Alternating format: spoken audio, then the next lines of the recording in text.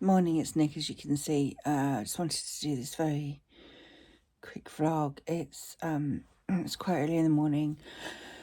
Today I'm having my HRT implant, and I wanted to just record this so that I have a reference point to come back to after I've had the implant.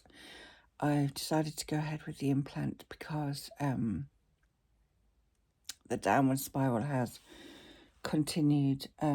My estrogen levels are really, really low. I had them tested last week. Interestingly, my testosterone's okay. Excuse me, my glasses are a bit smeared. But the downward spiral has continued.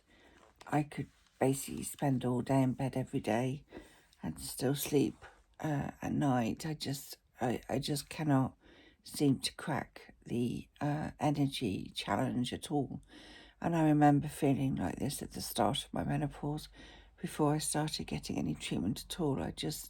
My whole day was managed around, doing stuff, getting the kids to school and then getting back home, cleaning up as quickly as possible and getting back into bed for a couple of hours. And that's pretty much where I am now. Real disengagement. Apart from essential tasks, I really can't be bothered. Honestly, I can't tell you how many takeaways I bought for me and the kids, or Mars and Sparks ready-made meals, because I just can't seem to find the engagement and motivation.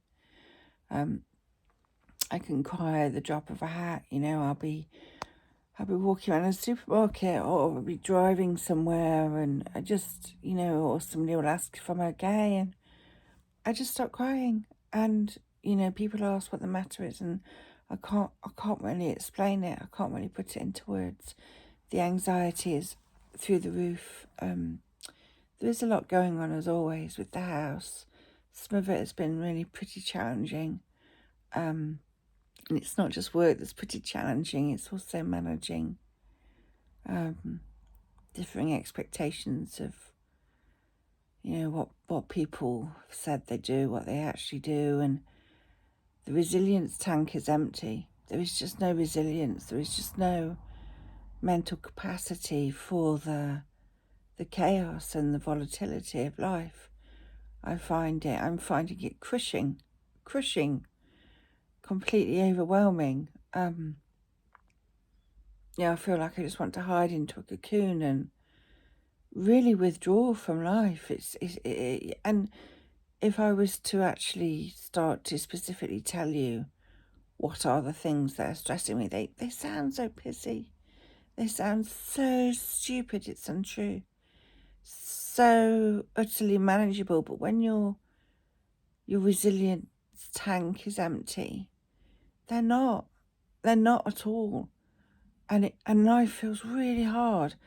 And then there's other feeling that then comes because, for those of you that watch my mad ramblings a bit, I do try and really observe and think about, you've got to feel to heal, but really think about what's going on and why I'm feeling like this. A big thing that's occurred to me of late that I get a lot of is shame. This really deep-seated shame of, what the fuck have I got to moan about? What the fuck have I got to feel sorry for myself about? And I don't think I feel sorry for myself. It's not like a self-pity. Apologies if it comes over like that. It's not meant to be like that. But this narrative, this shame, this judgment of myself, I feel, it's a horrible feeling actually, of feeling almost too engaged with myself.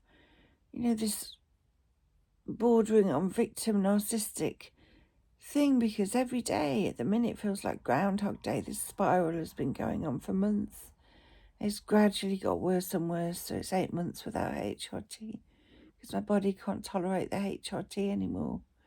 And this feeling of shame, and that narrative of the year of pull yourself together, and but what's the matter, and be grateful for what you've got and look at your life compared to other people, and I have a really blessed life and I am hugely grateful for it. I am really loved. I am psychologically safe. I'm comfortable. I'm warm. I'm fed. And that, in a way, kind of makes me feel more guilty that I'm feeling like this, because there's no obvious reason why I should feel like this. And that in itself's really interesting. And I think that shame is the silencer.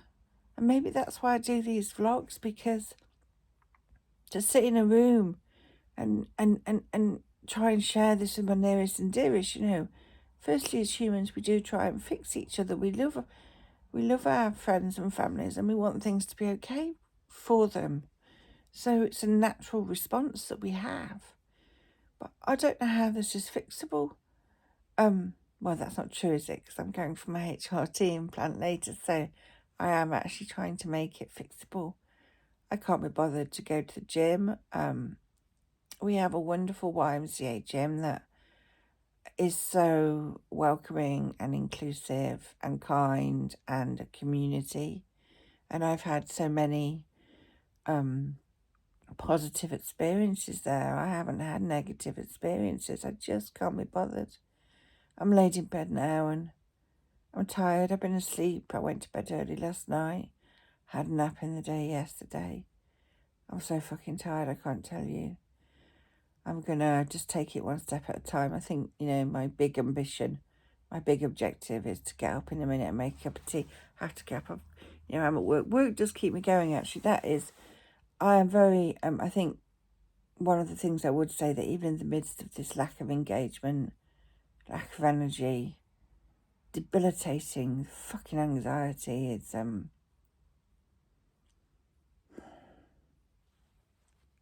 hurts my chest. Anxiety gets so bad, it really hurts my chest. And then this whole kind of poor me thing then hurts me, because this isn't who I am. I'm somebody that grasps life. I'm a whirlwind. I'm a ball of energy.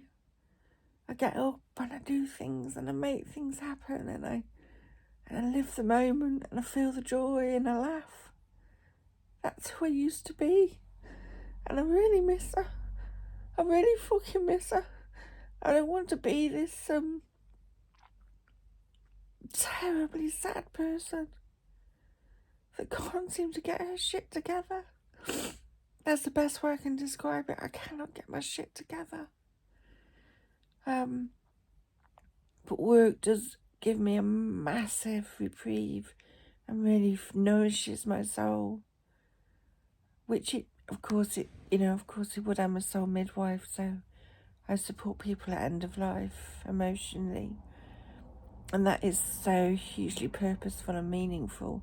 And that really gets me out of bed. And it's interesting, because when I'm doing that, it takes me out of myself.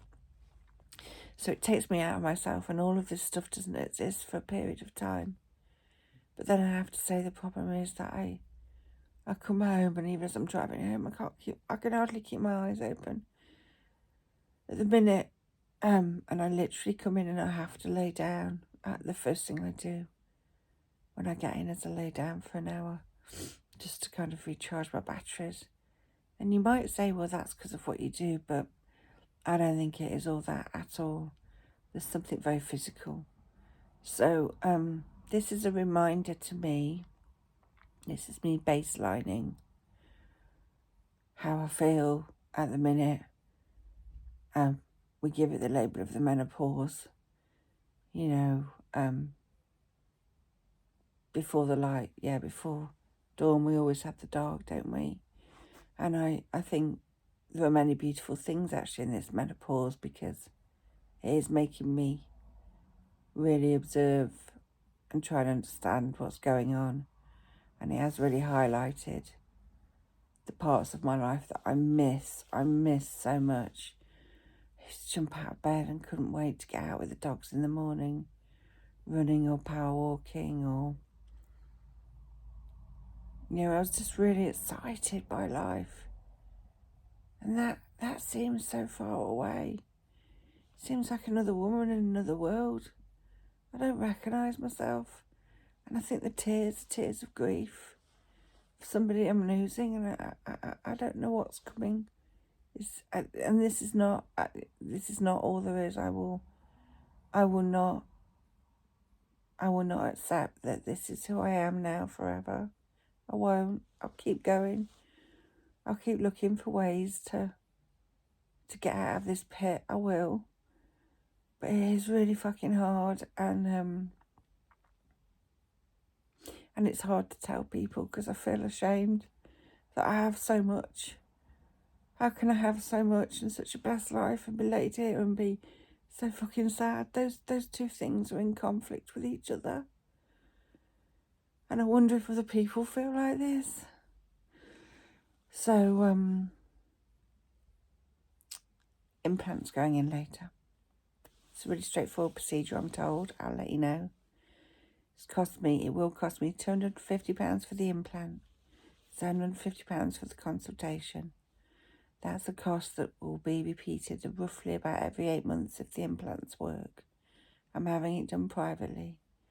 You do need to have a kind of in-date Marina coil in. I'm having mine swapped today because mine's getting a bit old. But that's something that would be covered on the NHS anyway. And my coil is covered on the NHS because it's part of the HRT thing because I need estrogen. And because I've still got a womb, it's a safety thing having the coil. I don't know. I don't think, to my knowledge, I've never discussed HRT implants with anybody on the NHS. I don't know if that's possible or not. But I'm going to be committing to, £400 now. And if they work about every 8 months, I think that's just to give people an idea of what I'm paying and how I'm accessing it.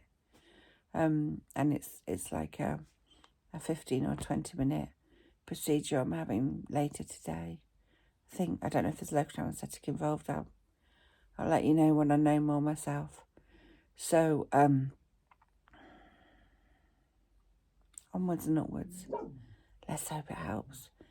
Let's hope it gets me off my arse and re-engaged in life. Lots of love. Take care.